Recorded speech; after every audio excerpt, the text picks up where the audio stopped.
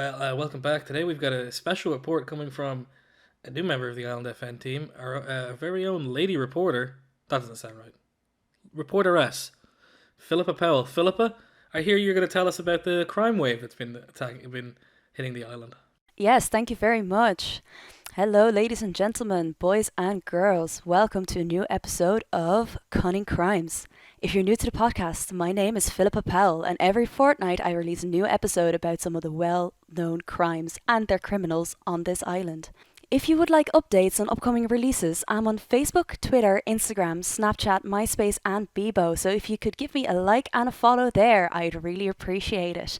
Now, let's dive straight in. Philippa, we said not to do your social media accounts because we're paying for this.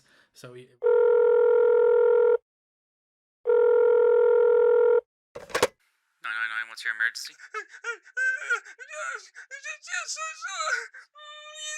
Someone stole my 99. They crushed it.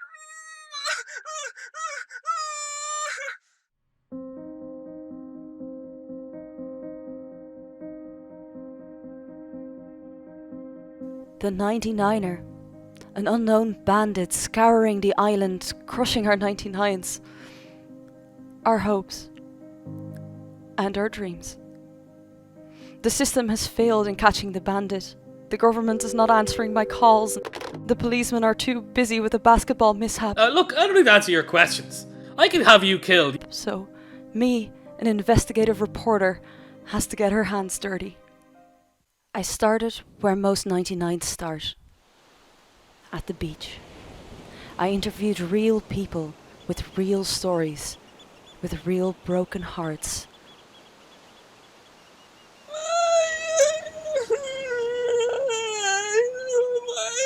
Not my 99. He crushed it.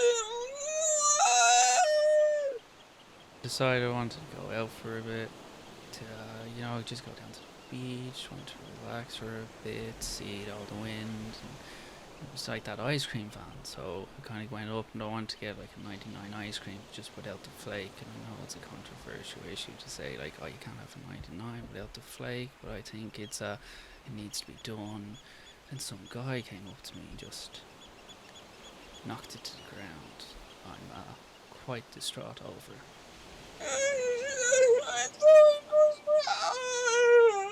And then this guy just came out of nowhere, go like, oi! And just like knocks it off the ground, go like, no, don't fucking do that, man! And he just reaches down on the ground, gets down on all fours, and just licks it up on me, and I just stare down and you see like horror, disgust, maybe arousal, I don't know really, but I couldn't believe it.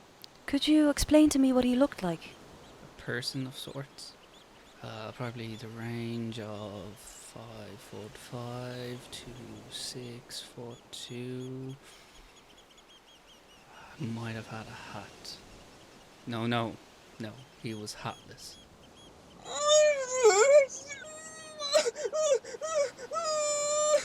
Dirty, like he moves like a motherfucker, yeah. He was a beast of a man. Decided to like walk weirdly, like side to side, with pincers. No, wait, that was the crabs. Can you remember any other, features that could, you pick him out of a crowd? He had ice cream on him when he was running away. I don't know if he'll be still there. Can you tell me when this took place?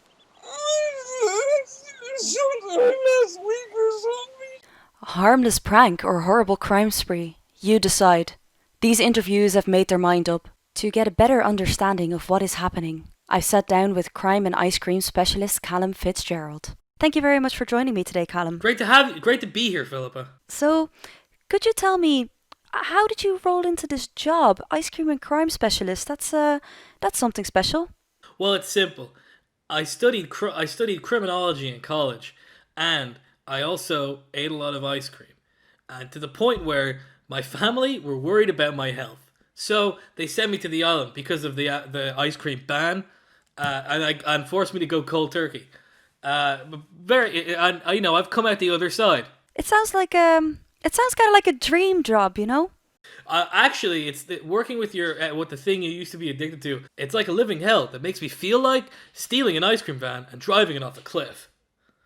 Okay, thanks very much for that explanation. Hey, you asked. I just wanted to talk about crime and ice cream, but you made me open up about my personal life, which, as everyone in the island knows, is a mess. Let's just talk about the crime at hand, shall we?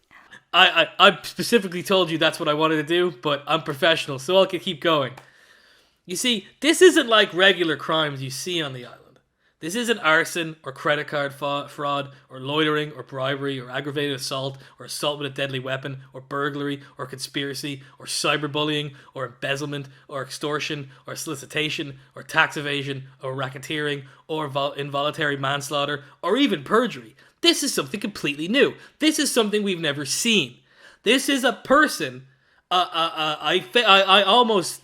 It makes me sick to say that. A person who wants to destroy happiness. He wants to. I say he, but I think it could be a man or a woman.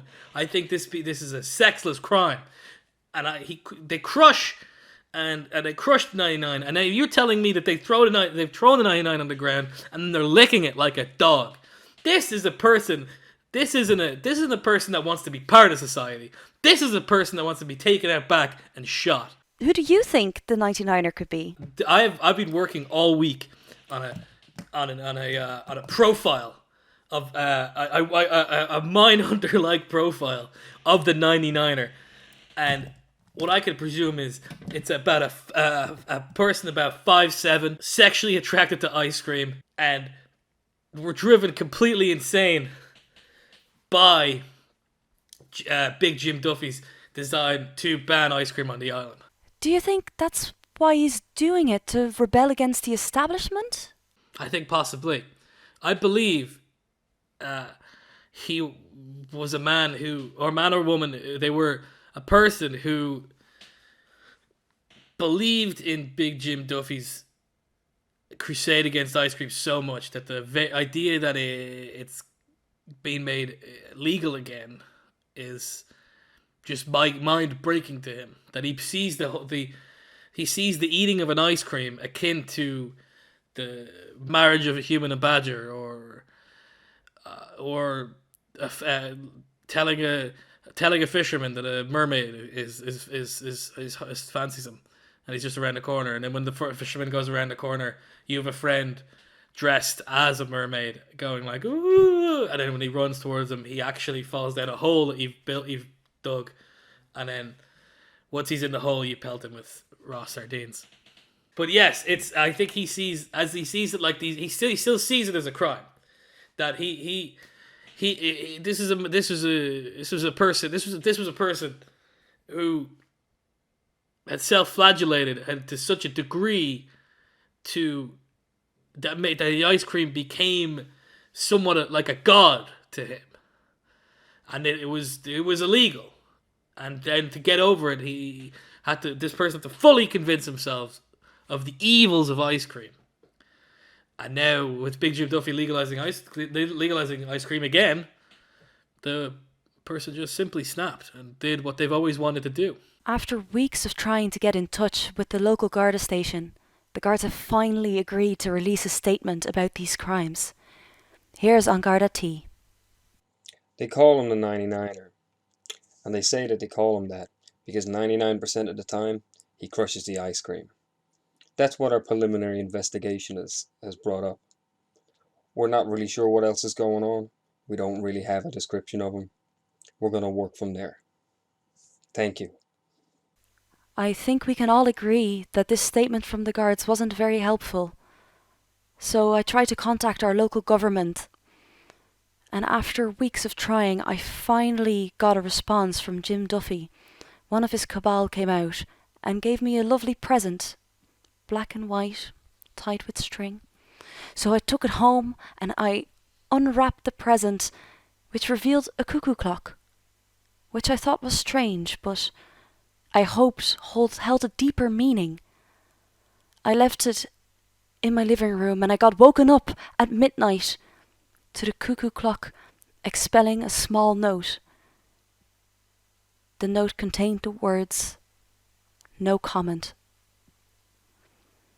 It seems like I'm the only person who cares about these victims. Who will help the poor victims of these crimes?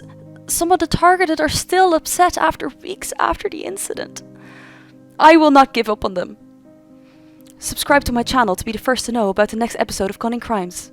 Thanks for listening. Did I hear you say subscribe to your channel at the end there? Don't. Hey, what'd I say?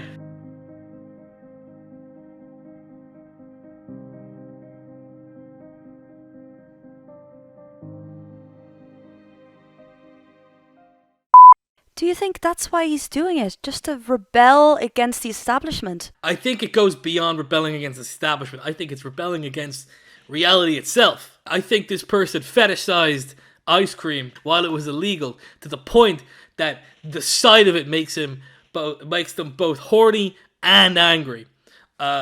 Combination I like to call orangry. People fucking already picked hangry for hungry angry. That was laughed out of the psychiatric convention.